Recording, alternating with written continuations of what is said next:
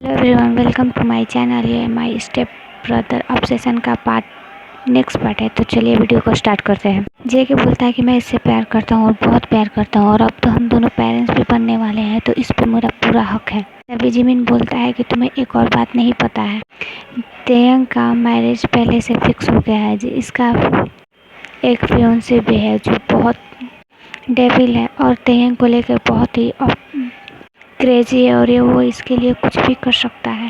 ये बोलता है, ये तुम क्या बोल रहे हो? तुम्हें पता है ना कि तुम क्या बोल रहे हो? तुम्हें अपनी जान से प्यार नहीं है, अभी मैं तुम्हें मार सकता हूँ। तो जिमिन बोलता है कि मैं क्या झूठ बोल रहा हूँ, ये सच है। अगर मैं झूठ बोल रहा हूँ तो तेयंग से भी पूछ सकते हो तुम। जेके तेयंग की तरह देखता है तो तेयंग अपना सर नीचे की तरफ कर लेता है और तभी जिमिन बताता है कि जब इसके मॉम डैड का पूरा मनी और प्रॉपर्टी लॉस में चला गया था तब तो उनके पास कुछ नहीं था, इसीलिए उन्होंने अपने एक बिजनेस पार्टनर से कुछ पैसे लिए थे। तो उस टाइम और वो दोनों बहुत बुरी तरीके से फंस गए थे। तो वही बिजनेस पार्टनर उन दोनों को बहुत हेल्प किया था उससे बाहर निकलने में, पर उसके बदले में वो चाहते थे कि वो तेयंग को अपने बेटे से शादी कराना चाहते थे, क्योंकि उनका बेटा तेयंग को बहुत पसंद करता था। और इसी बात के लिए तेयंग के मॉम डैड ने दोनों ही उनसे प्रॉमिस पे ले लिया था और उसी टाइम इन दोनों का सगाई भी हो चुका है। वो तेयंग को नहीं छोड़ेगा, वो बहुत साइको है और वो तेयंग के लिए किसी को भी मार सकता है, क्योंकि कॉलेज में एक लड़का ने तेयंग को प्रपोज किया तो उसने उसे वहीं पे गोली मार दिया। और बहुत पावरफुल इंसान है, उसका कोई कुछ नहीं कर सकता। तो जेके बहुत गुस्से में आता है और बोलता है कि तब तो उस इंसान को मुझे देखना पड़ेगा कि वो कौन है। जिमिन बोलता है कि अभी वो बहुत डेंजरस है, प्लीज़ उससे दूर रहो। तो तभी जेके बोलता है कि तब तुम मुझे नहीं जानते हो कि मैं कैसा हूँ। जिमिन बोलता है, एक और बात जेके, अगर तुमने ऐसा उसके साथ कुछ भी किया तो इसका असर सीधे तेयंग पर पड़ सकता है। तभी उसके जेके जिमिन की तरह देखता है और बोलता है कि क्या मतलब? तभी जिमिन बताता है कि तेयंग का एक ड्रीम है। वो लोग जहाँ रहते हैं वहाँ पे एक ऑर्फनेज है जिसे तेयंग ने खुद अपने हाथों से बनाया है और वो चाहता है कि वैसा ऑर्फनेज हर जगह हो। वो तेयंग का ड्रीम है और वहाँ पे वैसे ऐसे बच्चे रहते हैं कि जिनके कोई नहीं होता है। और वो जो फनी से वो तेयंग की दादी का ड्रीम था और उसी ड्रीम को तेयंग ने अपना ड्रीम बना लिया। पर प्रॉब्लम यह है कि उसी को लेकर वो उसे ब्लैकमेल करता है, क्योंकि वो ऑर्फनेज उसके नाम पे है, जिसे धोखे से उसने अपने नाम पे करवा लिया। और वहाँ पर तेयंग की ग्रैंड मदर के कुछ सामान और उनकी कुछ छोड़ी हुई चीज़ें और उनका बहुत सारा मेमोरी है जिसे तेयंग बहुत प्यार करता है और उसी को लेकर वो उसे हमेशा ब्लैकमेल करता है, बच्चों को भी लेकर। इसीलिए तेयंग हमेशा उसे मिलता है और उससे बातें भी करता है, क्योंकि वो सारी चीज़ें उसके अंडर है, ये कानूनी उसके अंदर है, कोई भी उसे नहीं छीन सकता जब तक वो खुद ना देना चाहे। उनको इसलिए इतना प्यार है क्योंकि उसकी ग्रैंड मदर ने उसे मिलकर, तेयंग और उसकी ग्रैंड मदर मिलकर दोनों ने बनाया है उस चीज़ को। उस ऑर्फनेज में तेयंग जब भी उदास होता है तो वहीं पे जाकर बैठता है, वही उसका ड्रीम है। और उसी को आगे बढ़ाने के लिए वो कंपनी ज्वाइन किया था और किसी की हेल्प नहीं लेना चाहता है, मगर वो सारी चीज़ें उसने अपने नाम करवा लिया है, जिससे तेयंग चाहकर भी कुछ नहीं कर सकता और कोई भी नहीं, वो जब चाहे तब वो ऑर्फनेज को तोड़ सकता है और वहाँ के बच्चों को मार सकता है। जेके बोलता है, कोई बात नहीं, हम इसके बारे में बाद में सोचेंगे, अभी तेयंग को आराम करने दो और उसे रेस्ट लेना बहुत ज़रूरी है। और उसके और बेबी के लिए, दोनों के लिए उस सब सोचना बंद कर, तुम टेंशन मत लो, मैं हूँ ना, मैं सब ठीक कर दूँगा। यूंगी बोलता है कि तुम्हें पता है जी कि एक और बात, तेयंग के पीछे हमेशा उसका एक डिटेक्टिव रहता है जो हर चीज़ हर बातें उसे बताता है। उस इंसान ने तेयंग के पीछे एक डिटेक्टिव लगा के रखा है जो उसके बारे में हर वक्त, वो अभी भी कहीं से हो, हम लोग को देख रहा होगा। तभी जेके कहता है, उसका भी मेरे पास एक आइडिया है। जेके बोलता है कि ठीक है, तुम घर जाओ और घर से जाने के बाद तुम घर पे जाने के बाद तुम बोलना मिस्टर जॉन और मिसेस जॉन से बोलना कि तुम कुछ दिनों के लिए यूएस का कंपनी संभालना चाहते हो। तो पर जेके तभी जिमिन और यूंगी बोलते हैं, ये क्या बोल रहे हो, ऐसी हालत में ये यूएस जाएगा? तभी जेके बोलता है कि मैं जितना बोल रहा हूँ उतना करो। तभी तेयंग जेके की तरफ देखता है टीयर आई से और बोलता है कि मैं नहीं जाना चाहता। तभी जेके बोलता है, बेबी बॉय मेरी बातों को समझो, मैं जो बोल रहा हूँ ऐसा करो, उसके बाद मेरा एक प्लान है, मैं तुम्हें अभी नहीं बता सकता, तुम जाओ, पहले घर जाओ। तो तेयंग बोलता है कि पर तभी जेके बोलता है बेबी बॉय तुम जाओ, और जेके अपने एक गार्ड को बुलाता है और बोलता है कि इसे सही सलामत घर पे ड्रॉप कर दो। तभी जेके गार्ड उसे ग्रीट करता है और तेहंग को लेकर चला जाता है। जैसे जिमिन और योंगी भी जाने वाले होते हैं उससे पहले ही जेके उन दोनों को रोक देता है और बोलता है कि ये प्लान तुम दोनों के बिना नहीं हो सकता है, तो प्लीज़ यहीं पे बैठो। जिमिन जेके को पहले पसंद नहीं करता था, पर अब वो तेहंग के साथ उसको देखकर थोड़ा थोड़ा उस पर बिलीव करने लगता था, और योंगी तो उसे अपना फ्रेंड मानता है, इसीलिए उसे के साथ बैठ जाते हैं और बोलते हैं कि वो लोग प्लान क्या है। तभी जेके बताता है। प्लान डिस्कस करने के बाद सब लोग वहाँ से चले जाते हैं। जिमिन और योंगी अपने प्लान चले जाते हैं तेहंग के पास, और जेके अपने मेंशन में बैठकर कुछ वर्क करने लगता है और किसी से बातें करता है। ऐसे करके इवनिंग का टाइम हो जाता है। तभी तेहंग बोलता है कि मॉम डैड मुझे कुछ दिनों के लिए यूएस कंपनी को संभालने जाना है। मिस्टर जॉन बोलते हैं कि ओके बेबी, पर अपना ख्याल रखना, तुम बहुत वीक लग रहे हो और तुम्हें बहुत ही रेस्ट की ज़रूरत है। तो तेहंग बोलता है ओके डैड, मैं अपना ध्यान रखूँ। पर मिसेस जॉन कुछ नहीं बोलती, वो चुपचाप वहीं पर खड़ी होती है। तभी तेहंग जाता है अपने रूम में, उसके पीछे पीछे मिसेस जॉन जाती हैं और उसे गेट बंद करके उससे बोलती हैं कि तुम ये क्या कर रहे हो, तुम यूएस क्यों जा रहे हो। तो तेहंग बोलता है मॉम मुझे वहाँ पे कुछ काम है कंपनी में, इसीलिए मैं वहाँ पे जा रहा हूँ। तभी मिसेस जॉन बोलती हैं कि तुम सही बताना तेहंग, तुम्हारा और कहीं तुम जेके के पास रहने के लिए नहीं तो जा रहे हो ना। तभी तेहंग थोड़ा सा डर जाता है और नर्वस हो जाता है, तो जिसे मिसेस जॉन देखकर थोड़ा सा समझ जाती है। फिर तेहंग बोलता है नहीं मॉम, आप अगर चाहती हैं तो मेरे यूएस वाले कंपनी में कॉल करके पता लगा सकती हैं। आप तो मिसेस जॉन है ना, वो कंपनी तो आपका भी ना आके तो पता लगा सकती हैं कि मैं झूठ बोल रहा हूँ या सच।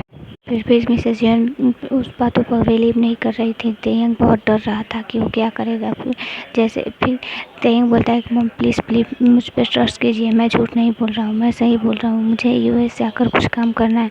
तभी मिसेस जॉन बोलते हैं कि भूल मत जाना कि तुम्हारा एक फियांसी है और तुम जंगकुक से बहुत दूर रहो।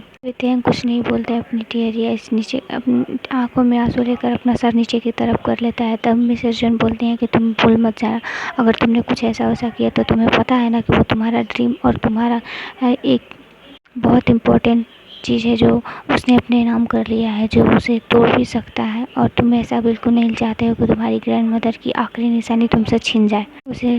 उसे डराती हैं। तब फिर तेहंग रोता है। तभी मिसेस जॉन अब घुटनों के बल बैठ जाती हैं और बोलती हैं कि बेबी मेरी बात सुनो, तुम्हें पता है कि मुझे पता है कि तुम्हें लगता है कि हम दोनों तुमसे प्यार नहीं करते, हम दोनों बहुत प्यार करते हैं तुमसे भी तेहंग, पर बात यह है कि कुछ मजबूरियों के कारण हम दोनों नहीं चाहते थे कि तुम हमारे पास रहो। हमने अपनी लाइफ को पूरी इंजॉय नहीं किया, हमारी वजह से तुम्हें तकलीफ़ हुआ बेबी, मगर प्लीज़ वो तुमसे बहुत प्यार करता है। काई एक बहुत अच्छा लड़का है जो तुम्हें बहुत खुश रखेगा। तेहंग कुछ नहीं बोलता है, और फिर मिसेस जॉन बोलती है कि बेबी आई एम सॉरी। वो भी अपनी टेरिया से देखकर तेहंग की तरह बात करने लगती हैं, जिससे तेहंग को देखकर थोड़ा अपनी मॉम की तरह झुकने लगता है और बोलता है मॉम प्लीज़ आप रोइए मत। तभी मिसेस जॉन बोलती है कि बेबी मैं तुमसे बहुत प्यार करती हूँ, तुम्हें नहीं लगता होगा पर मैं करती हूँ। सबका दुनिया में प्यार दिखाने का बहुत अलग अलग तरीका है, तो मेरा भी अलग तरीका है। प्लीज़ अगर तुम उसके पास नहीं गए तो वो सारी सच्चाई तुम्हारे डैड को बता देगा, मिस्टर जॉन को बता देगा, जिससे मैं उनसे बहुत प्यार करती हूँ तेहंग, और हमारा रिश्ता टूट जाएगा। प्लीज़ बेबी उसके पास चले जाओ, वो बहुत अच्छा है और वो तुम्हें खुश भी रखेगा। प्लीज़ चले जाओ उसके पास। तभी तेहंग कुछ नहीं बोलता है। तब वो मिसेस जॉन बोलती है कि प्लीज़ बेबी मुझसे वादा करो कि तुम उसके पास जाओगे, प्रॉमिस मी। जैसे ही तेहंग प्रॉमिस करने वाला होता है उससे पहले जेके वहाँ पर आ जाता है। जेके इस बात को पहले से जानता था कि वो उसे इमोशनल ब्लैकमेल करेंगी, इसीलिए आकर बोलता है क्या हुआ है। तब मिसेस जॉन खड़ी हो जाती है और बोलती है कुछ नहीं, हम दोनों आपस में बस कुछ बातें कर रहे थे। तभी जेके बोलता है क्या हुआ, तेहंग कहीं जा रहे हैं क्या। तभी मिसेस जॉन बोलती है कि हाँ ये यूएस जा रहा है कुछ दिनों के लिए अपने काम कुछ वहाँ की कंपनी को संभालने के लिए। तो जेके बोलता है ओके ठीक है आप जा सकते हो। मिसेस जॉन को यह देखकर थोड़ा अजीब लगता है, क्योंकि जेके उसकी तरफ अच्छे से बात भी नहीं करता है और वहाँ से चला जाता है। जेके अपने रूम में जाता है रेडी होने के लिए, उससे पहले बोलता है मॉम मुझे आप लोग को किसी से मिलवाना है, मैं उससे बहुत प्यार करता हूँ। जॉन ये सुन के थोड़ा डर जाती हैं और तेहंग भी डर जाता है। तो वो दोनों जेके की तरफ देखते हैं। तभी जेके बोलता है, हाँ मम, मैं उससे बहुत प्यार करता हूँ और मैं चाहता हूँ कि उससे शादी कर लूँ। आज 2 घंटे में वो घर पे भी आने वाला है। प्लीज़ मम, मेरी बातों को समझिए, मैं बहुत प्यार करता हूँ उससे। पर जेके, तुम ये क्या बोल रहे हो, कौन है वो? तो जेके बोलता है, मम वो 2 घंटे में घर पे आने वाला है, आप लोग सब उससे मिल लीजिएगा, मैं उससे बहुत प्यार करता हूँ, उसके बिना नहीं रह सकता। और ये सारी बातें जेके बोलता है, पर वो तेहंग की तरफ देखता है और बोलता है, मम हो सकता है वो आप लोग को बहुत पसंद आएगा क्योंकि मैं उससे बहुत प्यार करता हूँ। तेहंग कुछ नहीं बोलता, अपना सर नीचे की तरफ कर लेता है और डर रहा था, वो थोड़ा थोड़ा नर्वस हो रहा था। मिसेस जॉन का भी यही हाल था, पर वो कुछ बोल नहीं सकती थी, वो चुप थी। तो बोलता है कि ठीक है मम, वो 2 घंटे में आ जाएगा। इतना बोल के जेके वॉशरूम में चला जाता है। मिसेस जॉन तेहंग की तरफ देखती है और बोलती है कि ये सब क्या है तेहंग? तो तेहंग बोलता है, मम मुझे भी नहीं पता कि जेके क्या करना चाहता है। तभी मिसेस जॉन बोलती है कि तुमने उसे बता तो नहीं दिया कि तुम उसे पसंद करते हो? तो तेंग बोलता है, नहीं मम, मैंने उसे नहीं बताया, मेरा एक फियांसे है मम, मैं उसे नहीं बता सकता। मैंने उसे बता दिया कि मैं उसे पसंद करता हूँ तो वो सब चीज़ छोड़कर बस मेरे पीछे भागने लगेगा। तो मिसेस जॉन बोलती हैं कि यही अच्छा होगा कि तुम उसे मत बताना बेबी, तुम उस काय के पास चले जाओ, वो तुम्हारा बहुत बेसब्री से वेट कर रहा है। अपना यूएस का वर्क करके वहाँ से वो तुम काय के पास चले जाओगे और वहाँ से कभी वापस नहीं आओगे, मुझसे प्रॉमिस करो। तब तेहंग ना चाहते हुए भी अपना सर नीचे कर लेता है। तो मिसेस जॉन बोलती है, प्लीज़ बेबी प्रॉमिस करो मुझसे, नहीं तुम्हें प्लीज़ प्रॉमिस करो। तभी तेहंग मिसेस जॉन के रिक्वेस्ट करने पर प्रॉमिस कर लेता है और कहता है, ठीक है मम, मैं यहाँ से काय के पास चला जाऊँगा और वापस कभी नहीं आऊँगा। तेहंग का हाथ पूरी तरीके से ब्रेक हो गया था। अपना सर उठाकर जेके वॉशरूम से बाहर आ गया था। तेहंग अपना सर उठाकर जेके की तरफ देखता है, पर जेके देखता है कि जेके स्माइल कर रहा था। तेहंग पूरी तरीके से अपना सर नीचे कर लेता है और वो सोच में पड़ जाता है कि जेके आखिर किसे लाना चाहता है, किसे दिखाना चाहता है। तभी जेके नीचे जाता है, कहता है, वो मम वो आ गया, उसने मैसेज किया है, चलिए आप भी नीचे चलिए, डैड नीचे है ना। तभी मिसेस किम बोलती है कि ठीक है, मैं डिनर प्रिपरेशन कर लेती हूँ, तुम उसे लेकर आओ। ये कहकर मिसेस जॉन वहाँ से चली जाती हैं और जेके तेहंग की तरफ देखता है और तेहंग को बिना कुछ बोले वो चला जाता है। तेहंग इस बात से और भी डरता है, पर वो विंडो के पास जाकर देखता है कि सही में एक ब्लैक कार थी, जिसमें एक ब्लैक ड्रेस पहनकर एक कार से बॉय उतरता है, जिसे जेके उसे अपना हैंड देकर बाहर आने को बोलता है और उसे हैंड अपने हाथों में लेकर वो तेंग को ये सब देखकर उसे बहुत पेन हो रहा था और उसे लग रहा था कि जैसे उसका हार्ट ब्रेक हो गया और बहुत वो ना चाहते हुए भी उसकी आंखों से आंसू गिरने लगते हैं और वो अपने स्टमक पे हैंड रख के बोलता है कि ये सच नहीं हो सकता। अगर ये सच हो गया तो फिर तुम्हारा और मेरा क्या होगा बेबी?